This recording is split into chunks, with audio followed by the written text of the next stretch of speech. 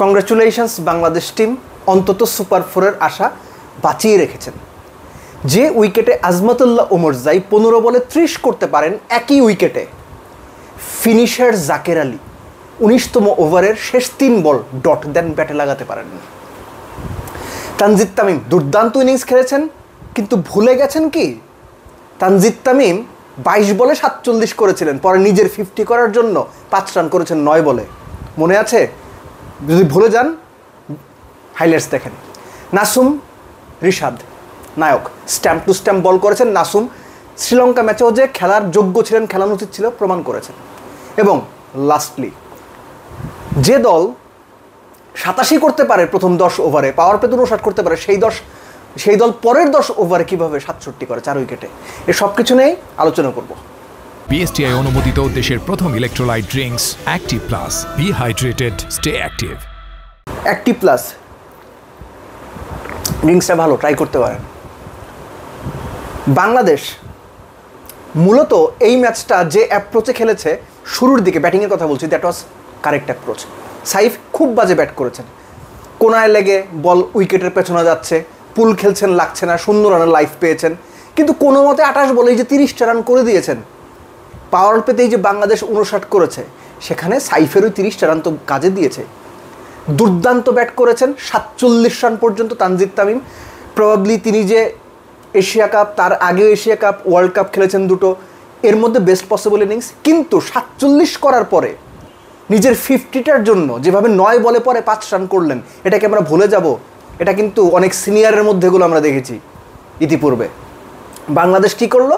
10 ওভারে 87 run, 1 wicket, 9 wicket হাতে নিয়ে শেষ 10 ওভারে। উইকেট যদি মিরপুর টাইপ না হয়, আপনি 80 রান এক্সপেক্ট করতে পারেন না? 165 তো চোখ বন্ধ করে হওয়া উচিত। লিটন নূর আহমেদকে স্পিনে প্রথম বল সুইপ খেলতে গিয়ে আউট হয়ে এলেন। ওই যে শুরু হইল, তারপরে তো তাওহিদ হৃদয় নামলো। তাওহিদ হৃদয়ের যে বলটাতে আউট হইল, লিটারেলি আমার একবার মনে হয়েছিল ছেড়ে দিলে হোয়াইট বল হইতো। সেই বলে ব্যাট চালায় আউট। জাকের আলী অনেক 18তম ওভারে 3টা বল বাউন্ডারি মারে কোনো ট্রাই করে নাই, ট্যাপ করে দিয়ে 1-2 নেয়। 19তম ওভারের শেষ 3 বল জাকের আলী ব্যাটে লাগাইতে পারে না, শেষ ওভারে 2 বলে 1 রান নেয়।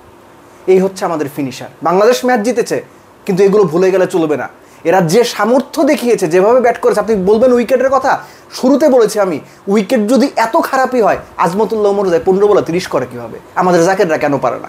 এই যে ভেলোসিটি ব্যাট, এই যে অমুক আসে তমুক আসে, তারা যা শেখায়, 3 দিন শেখানোতে কিছু যায় আসে না, খুব বেশি কিছু যায় আসে না, কিন্তু এরা কি পারে আসলে? এই প্রশ্নটা করাটা রীতিমতো জরুরি।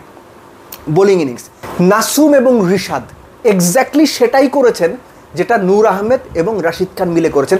স্ট্যাম্প অ্যাটাক করে বল করা, লেন্থটা একটু কখনো সামনে, একটু কখনো পেছনে, স্পিডটা বা গতিটা অদল বদল করা। দুর্দান্তভাবে নাসুম যখন ফার্স্ট বলে উইকেট নিয়ে নিলেন, বাংলাদেশ আপার হ্যান্ডে। পাওয়ার প্লেতে যখন আরেক উইকেট নিলেন, তখনও বাংলাদেশ আপার হ্যান্ডে। আমাদের সবচেয়ে বা বাংলাদেশের সবচেয়ে উইকেস্ট জোন ছিল 5th bowling option Shamim Patwari. Spin bowler যখন নো বল করেন, তখন গায়ে লাগে। প্রথম ওভারে 16 দিলেন, সাইফ কত 39 দিয়েছেন, দুজনে মিলে 4 ওভারে 55 রান দিয়েছেন। তাদের কারণে বাংলাদেশ ম্যাচ হারতে পারত। লাকিলি বাংলাদেশ ম্যাচটা বের করে নিয়েছে। রিশাদও খুব ভালো বল করেছেন, শেষের দিকে মুস্তাফিজের যা করার কথা মুস্তাফিজ সেটা করে দিয়েছেন। রিশাদ এই ম্যাচেও ক্যাচ মিস করেছেন। সো বাংলাদেশ ওভারঅল যে খুব ভালো খেলেছে, এটা আপনি বলতে পারবেন না। ম্যাচ বাংলাদেশ জিতেছে, কিন্তু আমি শুরুতে যেটা বলছিলাম, শেষ করব সেটা বলেই, বাংলাদেশ পাওয়ার প্লে দারুণ কাজ করলেও শেষ পর্যন্ত গিয়ে খাবি খেয়ে পড়েছে ফিনিশারদের অভাবে।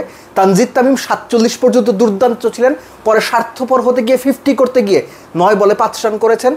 জাকের আলী অনেক এবং তাওহিদ হৃদয় আসলে তাকে ক্যারি করা উচিত কিনা, এই প্রশ্ন আমি আগেও তুলেছি, আজকেও তুলে গেলাম। জাকের আলী অনেক সত্যিকার অর্থে ফিনিশিংয়ের যোগ্য কিনা, এটা ভাবার সময় আছে। কেন আমি কথাটা বললাম?